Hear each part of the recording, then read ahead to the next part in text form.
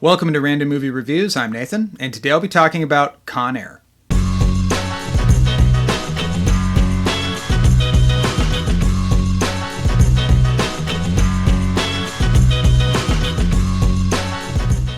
So last month I did a video on The Rock starring Nicolas Cage, and I mentioned in that video that The Rock is the first part of what is essentially Nick Cage's unofficial action trilogy, starting with The Rock, coming in with Con Air, and then ending with Face Off. All three of these movies, in particular, are held in high regard by action aficionados, such as myself.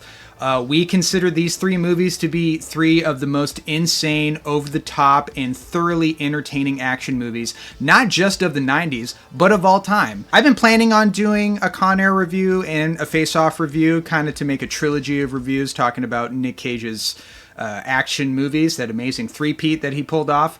I wasn't planning on doing it so soon. What initially inspired this video was just a few days ago, I was bored, and I randomly go on Tubi whenever I'm bored, the free streaming service, and I put on Denzel Washington's The Equalizer, a movie that I remember seeing around the time it came out and thinking, hey, that was a pretty fun, entertaining action movie. But for whatever reason, I'm watching the movie, and I'm like, this is boring. Like, really boring. And I'm watching the movie, I'm like, why? What is the deal? Is it me, or is it the movie? It was the movie. I came to the realization that The Equalizer is one of those action movies that A, takes itself very, very seriously, while also indulging in just about every single action cliche imaginable, and also not having any sense of personality within the film. And it made me think about action movies, particularly of the 90s, with these three Nick Cage movies. I'm like, man, he made three back-to-back action movies, and all three of them are completely different. They're all very different in terms of the type of character that Nick Cage plays. He plays a very different character in each movie. In The Rock, he plays the scientist who's kind of nerdy. He's not your average action hero. He's kind of stuck in this unbelievable situation.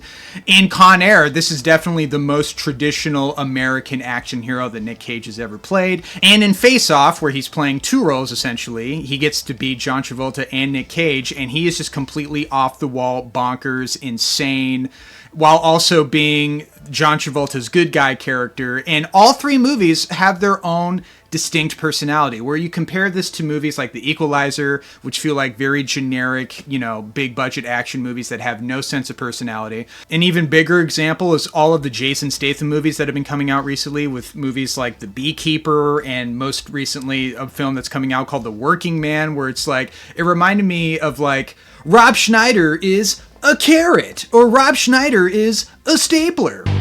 Rob Schneider was an animal. Then he was a woman.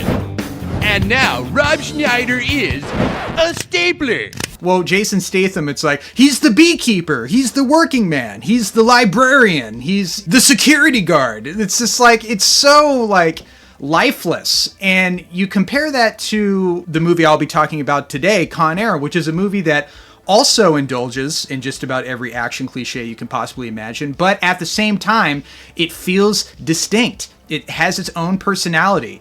It knows when to take itself seriously, it knows when to make fun of itself, and it knows when to go over the top, extreme, awesome badassness. It is one of the most entertaining movies ever. I appreciate these movies even more now because the amount of action movies outside of, like, let's say the Mission Impossible and John Wick franchise, for example, there's so many of them that are just like disposable and will be completely forgotten, where you look at movies like The Rock, Con Air, and Face Off, those movies are still talked about today for good reason. They really don't make these type of high concept, absurd, but crowd-pleasing, fun action movies anymore. And now it's time to get into what makes Con Air so fucking awesome. So the plot of Con Air revolves around Nicolas Cage's character Cameron Poe, an army ranger who, after defending his wife in a bar fight, accidentally kills one of them by doing a palm strike to the nose, which is the exact same way that Bruce Willis killed a guy in one of the other movies I talked about not too long ago, The Last Boy Scout. We got a 2 for 2. He is sentenced to 7 to 10 years in prison for manslaughter. And then after the 8 years passes, Poe is paroled and is going to board a flight to Alabama, where the incident took place and where he's from, along with a bunch of other criminal passengers. And as you would expect, things go wrong pretty quickly when John Malkovich's character, Cyrus the Virus, starts to take over the plane with the intention of escaping and going to an island with the other prisoners. But Cameron Poe, who is supposed to be coming out of prison today and is looking to reunite with his wife and his daughter, who he has not seen before, who is now 8 years old, on her birthday, the man is going to do everything in his power to make sure that he can stop Cyrus the Virus, save his best friend Baby O, and get that pink bunny to his daughter for her birthday. I said, put the bunny back in the box. One of the things that I really appreciated while watching Con Air was how efficient this movie is. This movie is under 2 hours long. It's about an hour and 55 minutes, a little less than that if you minus the credits. The opening of the movie, where we establish that Nicolas Cage's character is a soldier, he's an honorable man, he's reunited with the love of his life, who is pregnant, defends her from these crazy bar guys, which, by the way, I mean, talk about completely unprovoked. They just like, we're just gonna fuck this guy up for absolutely no reason. It's like, wow, that is completely random, and it's totally bizarre, but whatever. Nicolas Cage puts in some work, accidentally kills one of them, and is sentenced to prison. All of that is set up within, I'm not even kidding, 5 minutes. Within 5 minutes, all of that is established, and then by the time the credits roll in, Poe has already done his prison sentence, and he's going to board the plane on Con Air, and the movie's just efficient as hell. It should be mentioned that this movie is very self-aware. It winks at the audience quite a bit. It doesn't take itself too seriously. And when there is comedy in the movie, it's actually quite funny. This is the boneyard. This is the hangar. This is our plane. What's that? That's a rock. Okay. The movie has a crazy all-star cast. I mean, outside of Nicolas Cage, you got my man John Malkovich, who's just one of those actors where no matter what movie he's in, he fully delivers. And even though Con Air is a very campy and hammy movie, he doesn't really ham it up too much. Like, he plays it pretty even-keeled. He knows when to come off as intimidating and crazy. He knows when to pull back and kind of be like the sly, wise-talking criminal who knows how to deliver a one-liner like nobody's business. And if you say a word about this over the radio, the next wings you see will belong to the flies buzzing over your rotting corpse. And he feels like a legitimate threat in the context of the movie. He's a great villain in pretty much any movie he plays a villain in, but in this movie in particular, it's a standout because John Malkovich, you know, he's not one of those actors you expect to see in movies like this, but when he's in a movie like this, it just makes it that much more entertaining. Not to mention that Cyrus the Virus has maybe the greatest on-screen death for a villain in possibly all of movie history. I mean, it is one of the most insane, over-the-top things I've ever seen, and it is truly glorious. We also got Dave Chappelle, which every time I watch this movie, I always forget. I was like, oh, that's right, Dave Chappelle is in this movie. I'm a massive Dave Chappelle fan, and he's got some pretty fun comedic moments in this movie that, once again, just highlights the entertainment value. I'm a cop. You work for a prison or something? Yeah, Department of Corrections. Want me slipping? We also got John Cusack. I forget how much John Cusack actually kicks ass in this movie. There's that scene where he stops the second plane from going with the crane, and then he's using the construction truck and while shooting a gun at the same time. And then he also takes a motorcycle with Cameron Poe, and they both go after Cyrus the Virus, who's on a fire truck. And he's a great character in this movie as well. He's the generic I'm the good, decent cop character who wants to try to end this situation as peacefully as possible, while the other character in this movie, who's like the equivalent of that dickhead dude in the first Die Hard movie, they're you know, at each other's throats going like, no, we need to shoot that plane down, and John Cusack's like, no, my men are on that plane, and Cameron Poe's a good guy, he's an ally, we have to save his life. And that's very action 90s cliche goodness that I absolutely love to see. Ving Rhames is in this movie, Danny Trejo, and of course Steve Buscemi's in this movie. Steve Buscemi's, his character is basically just like a low-rent version of Hannibal Lecter, essentially. I don't really know how I feel about his character being in this movie. He doesn't really serve that much of a purpose. I know his character has a little little bit of an arc in that, he's established to be this crazy, cannibalistic Ed Gein, Jeffrey Dahmer, Hannibal Lecter type of character. And then when they're looking to refuel the plane, he goes off and he meets the girl. It's that infamous scene where like, oh my God, is he going to hurt that little girl? Because it's established that he's done that type of stuff before. And then the little girl gives her a doll. They sing The Whole World's in His Hands. And that somehow like rehabilitates him. I don't buy that for a second. I don't see why his character even needs to be in this movie at all. It doesn't really contribute that much. That's kind of like one of the few legitimate nitpicks I have about the movie, but it's fine. It's not a deal breaker. And unlike Michael Bay, I'm going to keep comparing this to Michael Bay because, Michael Bay outside of The Rock, which I think is his only good movie. One of the other videos I did that got quite a bit of views was when I was talking about how stupid Armageddon is.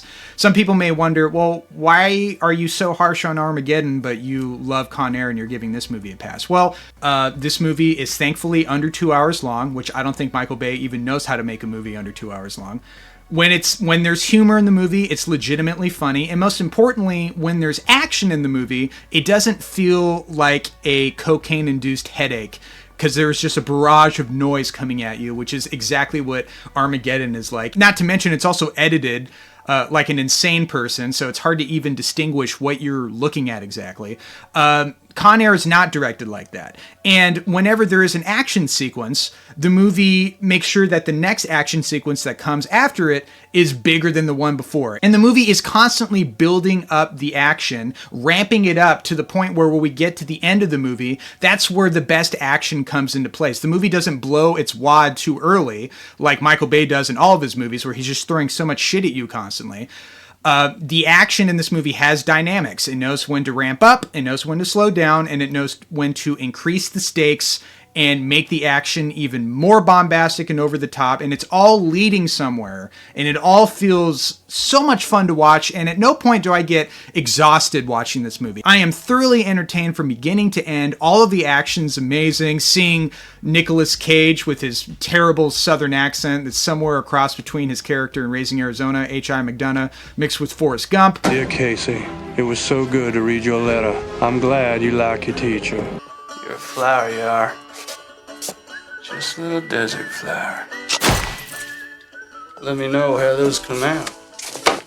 It all adds to the enjoyment of the film and the fact that the action, as cartoonish and outlandish as it may seem, in the context of the movie, it is just an absolute blast to watch. There's a reason why this movie is still beloved by so many. It's because it's kind of like the perfect popcorn action movie that is self-aware, that doesn't take itself too seriously, but it takes itself seriously enough to the point where you're like, okay, I actually want to see Cameron Poe get out of this situation alive. I actually want to see him rescue that female cop who is going to get sexually assaulted by Danny Trejo if he doesn't. I want to see him help out his boy, Baby O. And, of course, see him reunite with his wife and his daughter who he's never met before. It's cheesy, and, of course, that song, How Do I Live Without You, makes it that much cheesier, but that is not a flaw to the movie. That is a giant pro. That's just what makes this movie fun. If you go into Con Air knowing that you're going to enjoy some schlocky, cheesy action, it's going to deliver in spades. Like, if movies were rated based on entertainment value alone, then Con Air could legitimately be in the conversation for greatest movie ever made because it is so goddamn entertaining. It moves like a speeding bullet.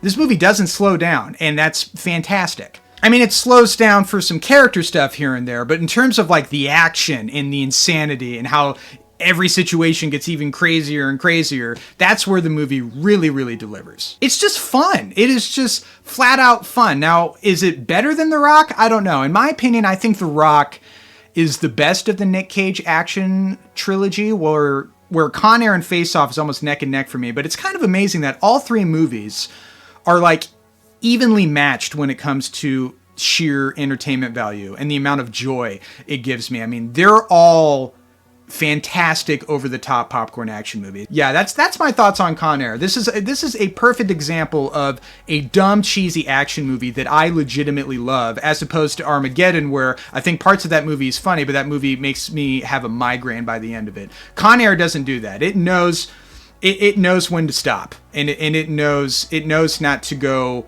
on for an ungodly 2.5 hours or anything like that. It knows that this movie is the most efficient when it's under 2 hours. There's no wasted moment. The action's awesome. The performances are fun. So anyway, guys, that's my thoughts on Con Air. As you can tell, I absolutely love this movie, but I want to hear from you guys. What are your thoughts on this film? Do you like it, love it? Do you hate it? What's your favorite of the Nick Cage action trilogy? Mention it in the comments below. And as always, thank you guys for watching.